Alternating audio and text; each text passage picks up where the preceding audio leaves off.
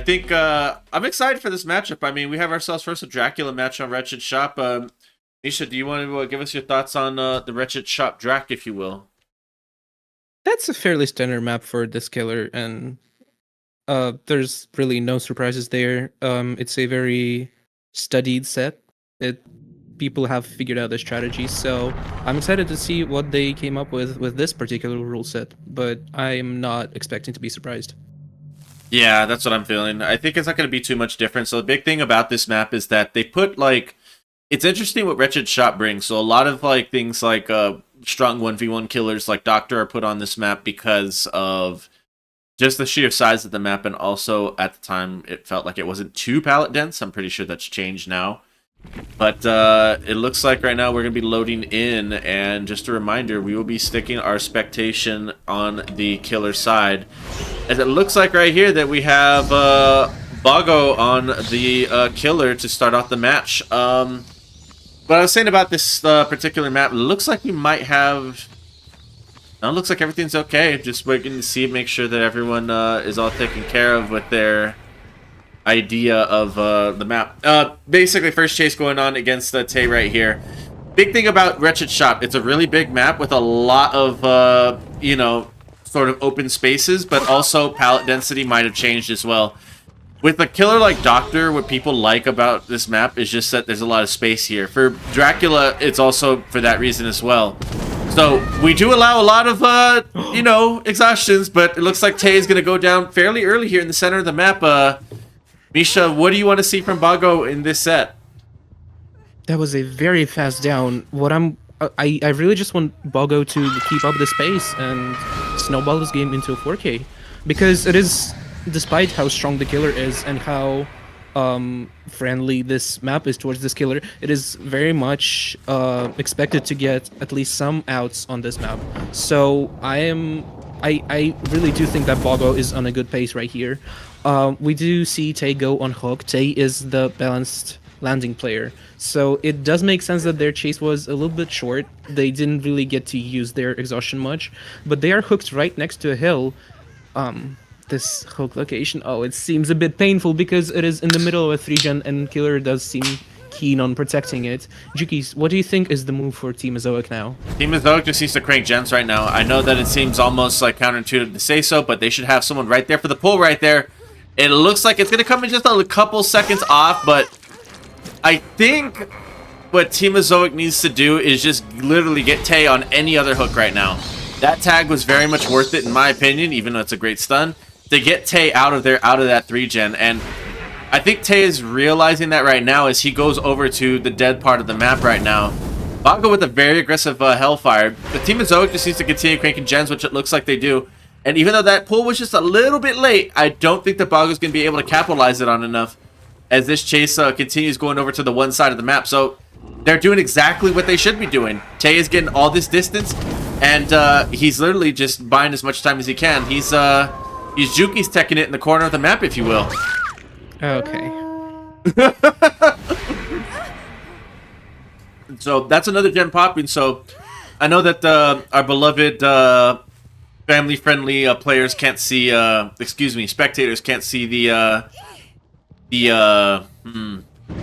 perks, but that's the first Hex Totem that's gone out the way. We do know that it was Ruin, and we do see another Hex Totem here, and I'm sure that the team already knows that the other one is Wretched Fate. So we only have what looks like that's going to be Ruin, Undying, Wretched Fate, and Corrupt, which means no pain res, Misha.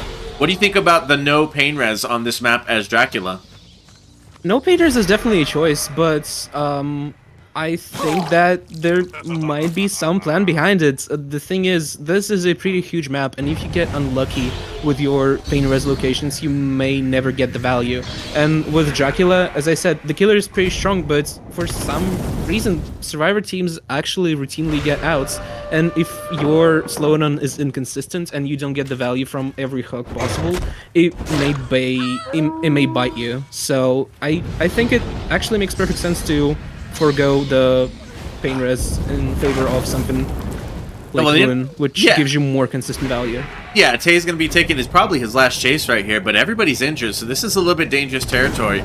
I think if they're going for the 4K1, they're definitely going to get it, but I don't know if this is going to be Out's territory. The issue is right now that, well, they've got rid of Wretched Fate, thankfully, but now that they have this Ruin up, oh, that was a really aggressive dash by Bago there. But I think right now Tiber is going to be coming in to dig hits on for Tay, but it doesn't look like he's going to be able to get it in time. So they just go and finish up the rest of the heal at 𝕂𝕦𝕤𝕚𝕟. So Jack is probably cranking a gen right now as we speak.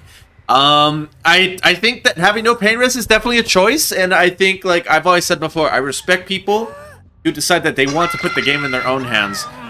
And the big thing is as well is that if you are setting the win con first, I do see the value in it. But as somebody who has played, yeah, like now he has no perks basically since Ruin's been gone. So like, there's no ace in the hole. There's nothing left. Everything was put into the totems, and with Tay gone, this is a 3v1 at 2 gens remaining, and it's a nasty 4 gen down here. Like, this is very defendable for Dracula and Misha. Honestly, the 4K1 seems even a bit optimistic for the killer, I would say, because there's no more pain res, no more ruin, no more nothing. So killer is one bad chase away from having all the gens completed, and I think if the team Azoic is willing to sacrifice maybe one more teammate and get their 2K6, I think they have all the tools to get it. Yeah, it looks like it right there. That gen's about to pop right there. And unless Jack has a Dren, Caster's Curse incoming. Never mind. That was a really nice hit by Bago. See, in that situation, I think he should have slugged, because there's no real reason to, like, hook him there, other than obviously to get your freshes, because now they're going to complete these gens. So you are looking like a 2K6 is within play. But I am interested, because correct us if we're wrong here. Is Adren allowed on this rule set? Yes, it should be. Let me double check, but I am fairly certain that it is. Yeah, well, there you go. You have, you know, Jack on the second wind over here, which is what it is, because someone got the unhook. They kicked the gen. That gen is about 75%. So someone just has to sit on that for about 15 seconds. And they're not going to get it. So they're going to leave Jack and go to stop that gen from popping and get that last fresh. Excuse me, their third fresh, I should say.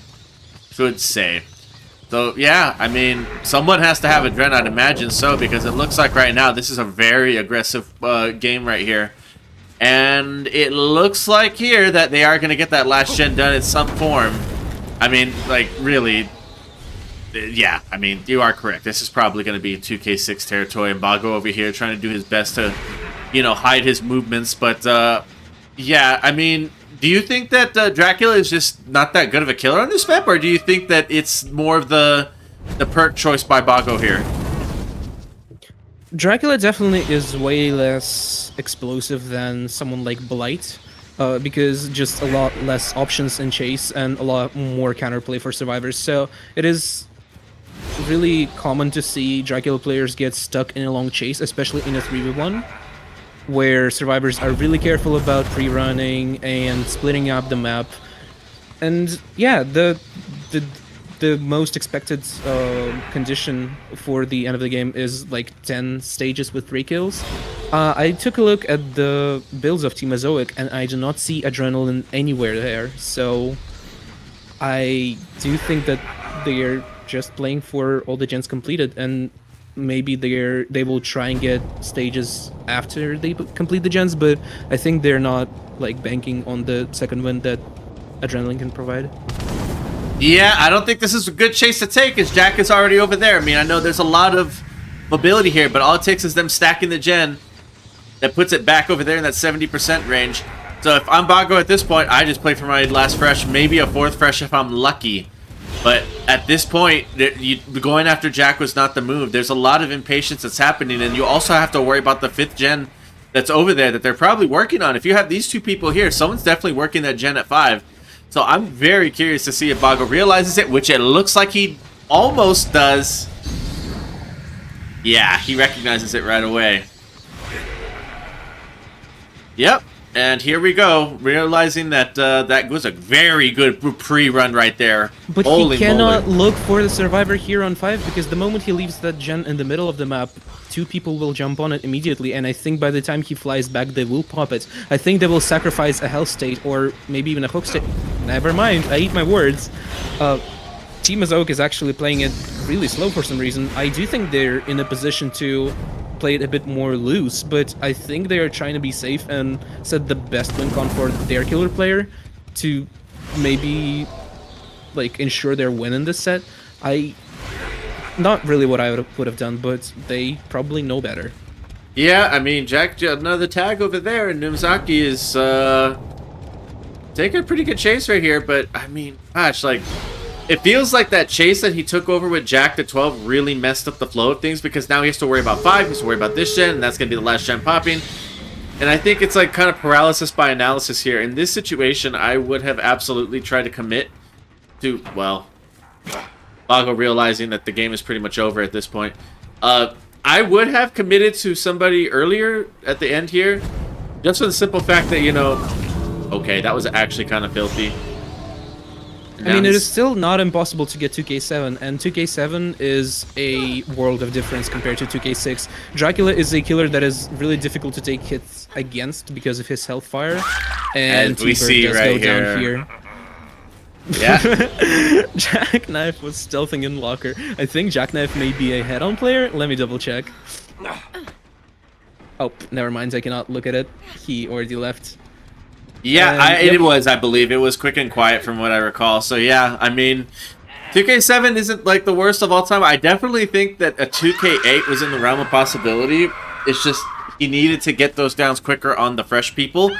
And instead, he kind of took that little chase with Jack over there at the 12 side that really messed up the timing of everything. But if I'm, you know, Team Azoic, I feel really good about this for the most part. If I'm, you know, Team 𝕊𝕬𝕤𝕚𝕚, I'm, you know, cautiously optimistic because 2K6 is very much in the realm of possibility. So we're going to be setting up the lobby for the next match here.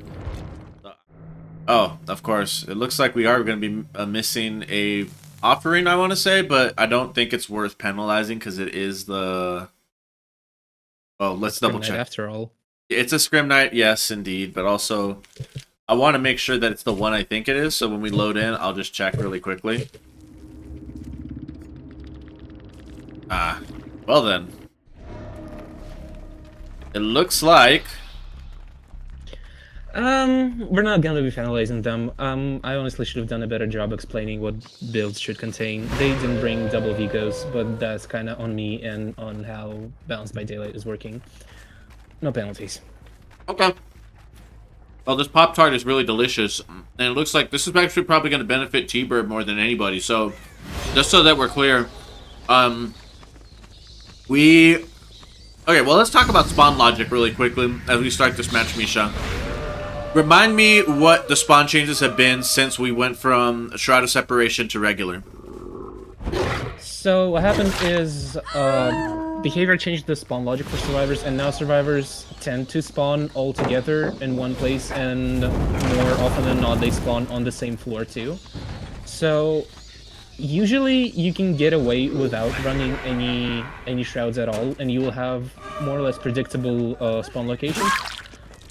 But still, to ensure that everything is nice and consistent in competitive settings, we usually tend to enforce double Vigos on some sets, and in Jukies League, or sorry, Definitive Tourneys League, we are also doing Shroud of Separation and Vigo Shroud for S tier killers. Dracula is not an S tier, he's an A tier, so it is just double Vigos, which suggests a 2+2 split, like 2 people spawn in one location, 2 in another.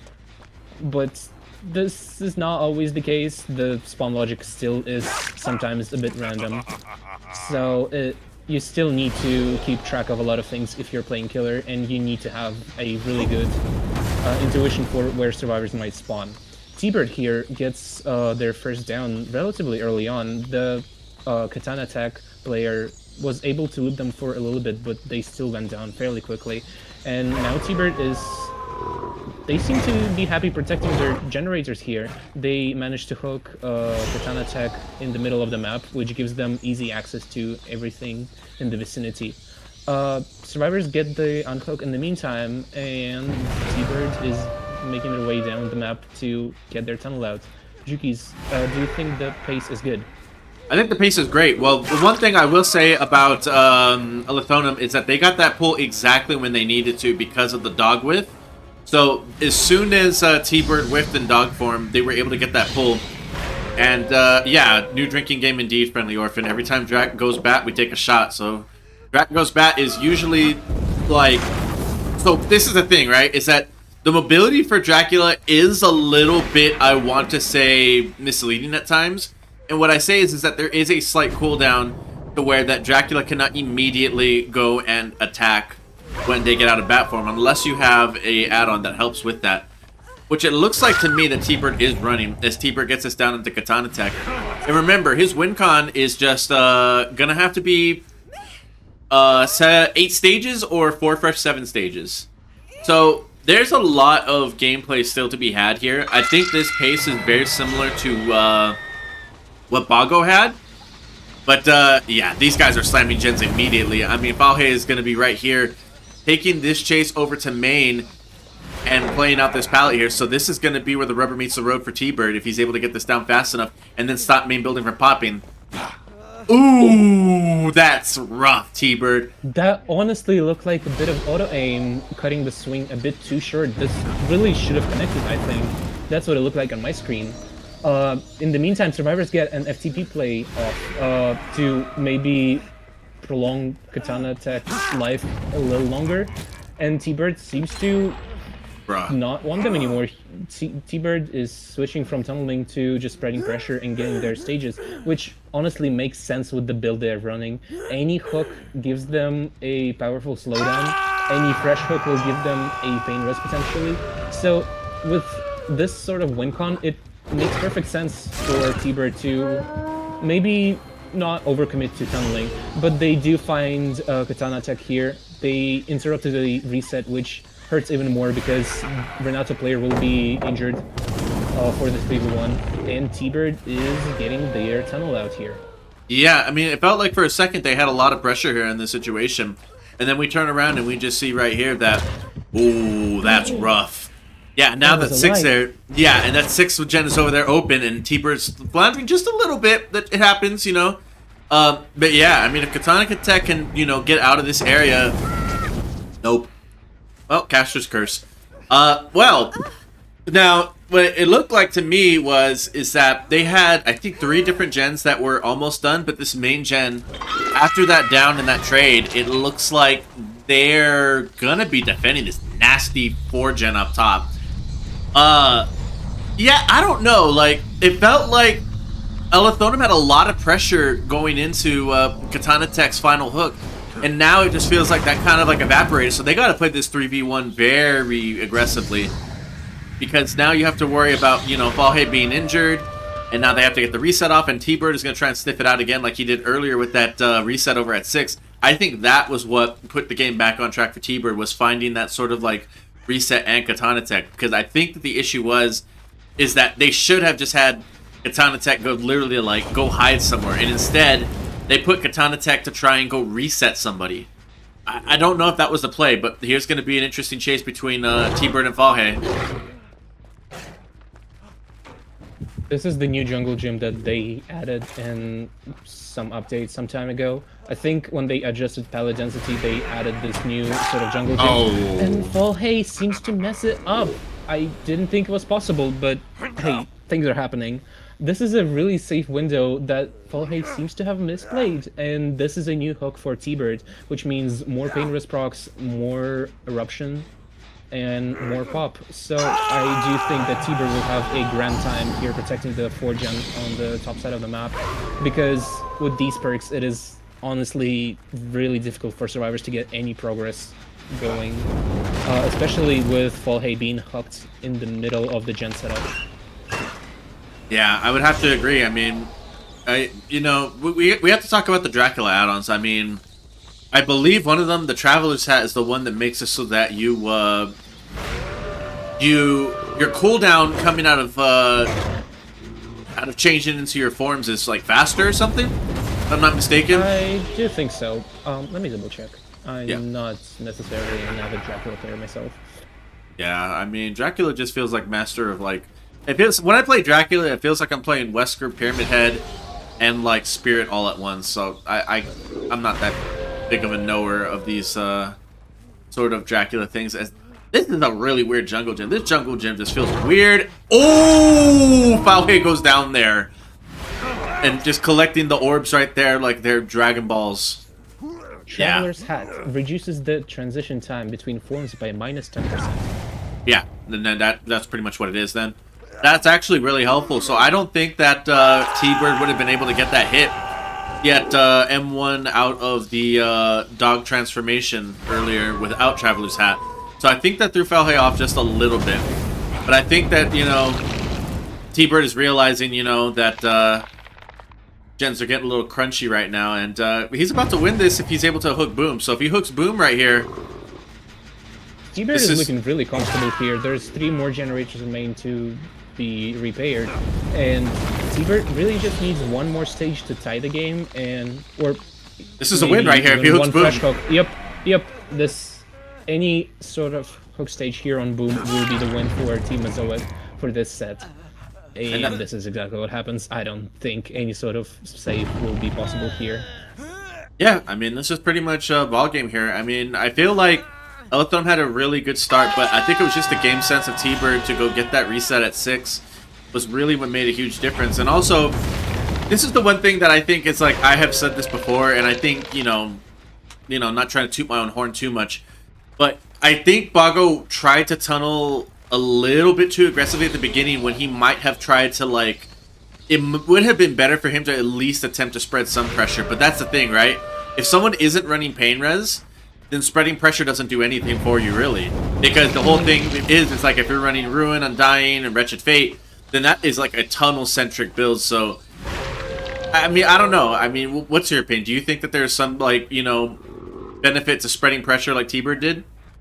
No, I agree with you. I think it is really just down to the sort of perk loadout that you're running. An incredible dodge here from Lock Perks here. But the playstyle really is dictated by the perks you're running, and I think the Ruin and like all the supporting hexes is just not the way to go on Dracula. T-Bird does get the down here on Lock Perks, and that will be... Oh, this set is already won for T-Bird, so now we're just playing the match out of sportsmanship. But yeah, I do agree that Ruin may not be the move on Dracula. Also, you need to keep in mind that spreading pressure is really about getting whatever survivors can give you. And right here, T-Bird was able to capitalize on that for the people play the Atom player had on Claudette. I'm not sure if Team Azoic survivors had really provided Bogo with an opening like that. I think they were really tight about hiding and stealthing and spraying around across the map, so I'm not even sure what Bogo should have done differently. I mean, part of it, so this is the interesting thing, is that I was wondering why Bogo reminded me of myself a little bit, you know? Kind of like we were talking about yesterday with Kimmy, was like the jack of all trades, master of none thing. Bago has like about 6,000 hours, almost 7,000 hours on Steam. So it feels like they play every killer like, you know, to expected results or so. Or at least to the better to say, like they understand the video game like very well. And it feels like to tunnel someone out as quickly as Bago did, or to attempt that, you have to have a better mastery of the killer, in my opinion. I've said this before, I think it was when we watched like Boot play like Huntress, where I was like, alright, this is like a really fast start, and then I'm kind of like of the belief that at some point the wheels have to come off, which I'm not sure if that's the most positive way to look at it, but I do know that like it's one of the things where it's like, is it success in spite of the mastery on the killer, or is it because of the mastery on the killer? And it feels like with T-Bird, they had at least a little bit like their success was due to like their game sense. Bago just wasn't able to capitalize on game sense as much because he locked himself into a result so fast.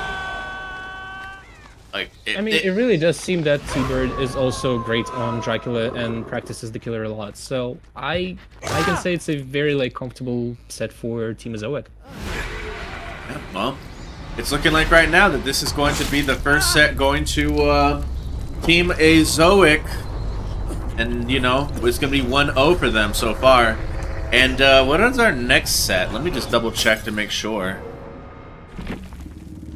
Yeah, it looks like right now we're gonna be going to Blight, so I have to join off of Tay here in a second. Then, do they have juggalos in Russia? I wish I knew what this word means, but I think I may need to use translator. Oh, well, I don't think that needs to be translated. That is truly an American thing, I'd imagine. I do love. Looks like here, 3rd year Chinese. Yep, and the correct offerings. Looks like we are all good to go, and we're loading in with Mr. Tae on the Blight. So, I am very interested to see how this is gonna go. Personally, breaking the door is like always a good play, but one thing about Blood Lodge now is the pallet density is through the fucking roof now. You know, I saw V1 do a tweet about it with V1 did a tweet saying that like he felt like the Auto Haven maps are now officially the most like broken, like overbalanced, like you know, there's basically too many pallets. As we see this first, you know, hit going here onto Katana Tech with Tae taking this chase to main building. You know, please tell me that's Slythe. If not, this is going to be a very, yeah, it is. I still think it's going to be a short chase regardless, yeah. It felt like Katana Tech got put out of position, and then instead he died right here in the middle. So this is where we're going to be putting your theory into play here, Misha, which is that it looks like they believe that death spots don't matter just so long as they're able to extend chase. But they get neither out of this first chase here, and Tae just immediately downs Katana Tech. So that's going to be first hook over here on the 12th side of the map, and Tae is just going to be happy to leave this and go patrol his gens. So, I mean, it looks like he didn't even die in a bad spot. It just looks like he died very quickly, Misha. Truthfully, this is a very weird start to the match because Tae loaded in with a split corrupt. There was 2 generators corrupt on the shack side of the map, and then there was one on the opposite. And then Tae managed to sniff out the location of Katana Attack. As I said, we are requiring Shred of Separation for this set, so the spawn locations are even more unpredictable than before. And Tae was able to showcase incredible mechanics there. I would have played a lot more safely. I would have done 15 more bumps to ensure the fact that I connect. But Tae seems confident in their mechanics, and I always appreciate it. Here we can see the express ticket to Tunnelville. You saw Tae abandon that chase on Claudette in favor of tunneling out Katana Tech here. And we do see the decisive strike here. I wonder if they already used their Lithe and they're not getting any distance out of it. Oh no. They seem to be stuck here on this car. What is Tae playing around? They know that this person has Lithe. I do not know, but hey, I'm not playing the match, they are. So this will be a very fast second stage here on Katana Tech, and Tae is seeming to hook in the same exact area. Actually, they're taking them a bit further towards the top side of the map. Jukies, do you think survivors have a lot of gen pressure by now? Yeah, I think they have a decent amount, but I don't think it's anywhere near enough for this to be something meaningful. As we see Valheim playing for the nice little crouch tech there on the hill.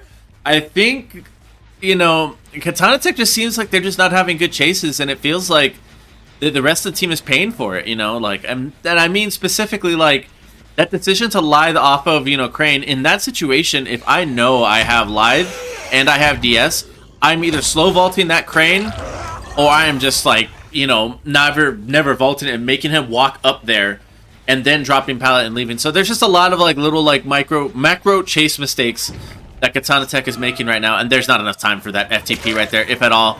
So Tae is very good on the Blight. Tae is very mechanically gifted. That's never been Tae's you know, fault. So just seeing how the rest of them play this out is going to be interesting.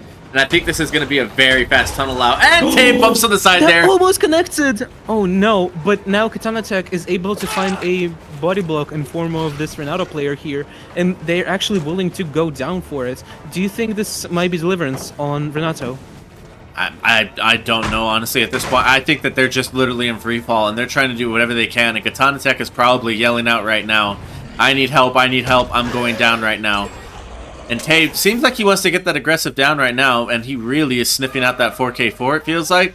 But I also think it would just be beneficial for him to just play it slow right here instead of, you know, being that aggressive. I would slug here, personally, and go down somebody else. Oh, excuse me. As I sneeze. That's why we're not putting you on Blights, Jukies. What? You know what? Listen, like, he's able to get this down to this other person. Why not slug and go after them? But you know what? Fair enough, as it looks like he's able to get him anyways. And yeah, I mean, just incredible mechanics here on 𝕊𝕤, and 𝕊𝕤 is making the decision just like 𝕊𝕤𝕤 here, but I have a strong suspicion that 𝕊𝕤𝕤 will get themselves back up from the ground, because they really do seem like the survivor with Deliverance and Unbreakable. 𝕊𝕤 is taking the risk though, and they are finding two people here on the main building on Blood Lodge, and oh no, this is a 4-man slug already. Yeah, 3-man slug I already don't on the think down. they will be recovering from this. Yeah, I mean, I don't think so either. Unless somebody has Deli, which, you know, let's not spoil it, but I feel like somebody has to have Deli, right? Like, I don't know if they're going to recover from this, but if that was... I see a Deliverance, but I do not see an Unbreakable. Okay, so that tells me that someone's about to get it right now. That means that 𝕊𝕤 obviously has to figure out who it's going to be, and I'm pretty sure it's going to be the medkit person, isn't it? Let's find out. Yeah, I mean, this is just 4K3, it looks like. Maybe it's going to be like 4K, like, you know... Yeah, this is like 4K3. I mean, like I said, it just felt like Katana Tech was taking the chases, like, so, you know... And this is just my own personal, like, bias, of course. You know me, I love to go die in the corner of the map every single time. But it felt like, because they wanted to extend their chase, and they didn't realize, like, either that 𝕊𝕤's micro is that good to where they're going to down them fast, or they're just playing poorly, that, you know, they made everybody, you know, pay for their chase, essentially. There was no coordination to take hits, yeah. I think this is one of the peculiarities that come with Blood Lodge as the map for this set, because on Suffocation Pit you know to expect a really safe arrangement of tiles in the middle of the map. You know that your chase will last forever there, but on Blood Lodge you do get fillers. They are moderately safe, but also it is a lot more difficult to predict where you're going to have a resource and how to properly use it and what you can connect it to. So there is a really difficult dilemma that survivors find themselves in. Do we just die corner, or do we try to extend the chase and maybe make it somewhere else? It is never easy, and I just think that survivors of Team Alethonym got a bit unlucky. Yeah, well, let's go ahead and see what's going on. I am so upset that Hag Gauntlet didn't work out. I was so ready for it. Oh, for the Hag Gauntlet? Yeah. You and Frog and everybody else. I'm a big trap-based killer enthusiast, and every time someone does something incredible on Hag, my heart just expands. Expands, yeah. That's a word. Alrighty. Let me just look really quickly. It looks like, yeah, everybody's got their P100s, and let's see how this goes. So I'm going to be speccing Senor 𝕊𝕤 here as they proceed to go with no corrupt here. So I'm going to be very interested to see how this goes. I don't know if... Yeah. Oh no, that was an unfortunate bump there. They definitely had that swing on Jack, but now Jack makes it to this hill and they seem to activate their balanced landing. Jack is taking chase down to 3, so Jukies, where do you think survivors are rotating right now? Survivors are rotating? I mean, they all spawned across from each other, and because of the no corrupt... Oh, that's rough, brother. Those are like the things about like playing Blight if you aren't like a full-time Blight player or you have that many hours on the killer, that you just like whiff on things like that. And it feels bad because it feels like you understand the theory of how to do it, and that's a side bump there. Oh boy. I think that... I don't even know if they're rotating. I think that they're just on gens immediately. I think where everyone spawned already is where the gens already are. As we have iconic, you know, Azoic Enjoyer playing into this. And yeah, this is just going to be rough, man. Like, I think this is going to be probably 6 stages at this point. And if it's not 6 stages, then, you know, my name is not DefJukies, as we see. Yeah. Oh, that's such an unfortunate flare that 𝕊𝕤 falls for. But I think you're being too pessimistic, Jukies. Nothing really happened so far, and I wouldn't say that killer is on that terrible of a pace. Sure, their down isn't immediate, and the lack of corrupt seems to bite them in their rear end. But I really do think that 𝕊𝕤 is still in the position to cook something up. They have a really interesting build on. Actually, I'm not going to spoil it just yet, but the build is really interesting, and it does suggest some sort of snowball potential 𝕊𝕉 is not playing this very patiently at all. Don't leave him! Don't leave him, 𝕊𝕉! Oh my god, no. Like, I get it, it's like 4K3, but it's like, you don't, like, you need a down before you can activate any of this. Like, you haven't, like, this is so rough when this sort of stuff happens. Like, genuinely, this is like the part of like playing comp killer that's so rough. Is just, there's just not enough time, there's not enough downs, you've given up too many whiffs. And now at this point, he's going to go take, what, Chase with Iconic over here at the 12 side? And yeah, like, Jack resets himself, like, And interestingly enough, 𝕊𝕉 decided to not bring Ruin or any sort of, like, passive slowdown for that matter. I mean, I guess their passive slowdown is, like, what's it called? Dying Light. But they are really naked right now, and they're not kicking their generators. There's a really high progress generator on 2, and they're just not applying our option. They're not applying Call O'Brien, not doing anything. They're trying to start a chase with someone that will lead to a hook stage for them, but it seems like survivors of Azoic are just way too coordinated and way too split up for anything to happen here. What this feels like, it feels like 𝕊𝕉, like, they understand how Blight is, like, old Blight plays. This is what it feels like. It feels like this is somebody who is, like, used to just, like, I guess, like, hug-teching around everything. Because some of these, like, bounce, like, you know, bump logic moments here suggest, like, they understand how to play, but they're also, like... Ooh, we finally had a good down. Great flag, though, on T-Bird here. And, yeah, this is really the sort of playstyle that you would see more often back when Blake could hug tech. But this is the peculiarity that I was talking about with Blood Lodge. You really do not have any consistent bump logic anywhere, really, so you kind of have to rely on flicks and hugs and more flashy stuff like this to get anything done. And Tay was able to pull it off successfully, and I'm not sure if 𝕊𝕉 will follow. I mean, this gen's about to pop right here, so I think at this point, he needs to go and kick that gen. But instead, he's, you know, trying... Yeah, like, I'm starting to see, like, the old muscle memory of Blight coming back for this player right now. What I'm seeing right now is somebody who understands how the killer is played. But, like, yeah, like, this is hug tech Blight, like, you know, bump logic here. And that was one of the things that was talked about very much when people were saying, oh, Blight, you know, hug techs are fun for the game. They're, you know, this, that, the other. I have been an active person that said, no, hug teching is literally just a substitute for bad bump logic, and it feels like this is what's happening right now for 𝕊𝕉. It's just that his bump logic is just not there. I wouldn't say so. The thing about hug tech is that you more often than not can see it coming, and as a survivor, you still have options. Like you still have counterplay in chase if you see Blight setting up a hug tech, and sometimes Blights would fake a hug tech and they will instead go for normal bumps, and that will misposition the survivor. So it's I really do think that hug techs added like more depth to the killer, but I also see why you would dislike them.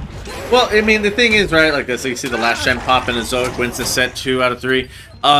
It's more about like, so there's like some instances where it's like, you know, people with this killer, what it feels like is that for the longest time, yeah, I mean, I'm not saying that hug tech was ever uncounterable. If anything, I didn't have an issue with hug tech being in the game for that like reason. But to me, what it felt like is that because of how much more easy the killer was with the extra speed and also like the hug techs and stuff like that, it just felt like it was a substitute for like the shortcomings of like the person's mechanics, essentially. Like, it felt like you were just cheesing, but it didn't feel like it was uncounterable. And that's the best way I could describe it, but at the same time, I know that's, like, the sentiment is not, like, necessarily shared. As we see 𝕊𝕉 taking in probably, like, one of his last chases here, and he only has one stage, and that other gen over there, yeah, this is going to be a 3-stage game, most likely. I mean, this is, like, what, T-Bird that he was chasing here? So, yeah, I mean, like, where do you think that... Whoa, what did I just see? Oh, that's unfortunate. Maybe there's more going on behind the scenes. Bad for the killer. And they do manage to land this flick on T-Bird too. Well, this is kind of what I was talking about. It is really difficult to construct like any sort of meaningful bump logic around some tiles on Blood Lodge, and this is exactly what we saw on 9, for example. That fun bus, like 𝕊𝕐 messed up there multiple times just simply because nothing spawned in place where they wanted to bump, and same thing happened here on 6. That tile is just way too difficult to flick around, so you kind of need to play into bump logic, but I don't think they got fortunate with that too. So it is really unfortunate how this match went down, but I guess it does make sense that the more skilled Blade player came out on top. Yeah, it absolutely does, and I mean, you know, you just feel bad for somebody who's like, you know, is playing like the killer for their team to step up clearly for them and give them the best like result possible. And clearly, P50 Blight, they have put some time into this killer. It just feels like they just got shafted, you know, and you know, it just feels rough, you know. And I'm sorry. Truth be told, 𝕊𝕐 was met with a very difficult win con, and they had to make a miracle happen, and it just didn't happen, which I think is respectable. GG's two teams played. This is a 2-0 sweep for Azoic.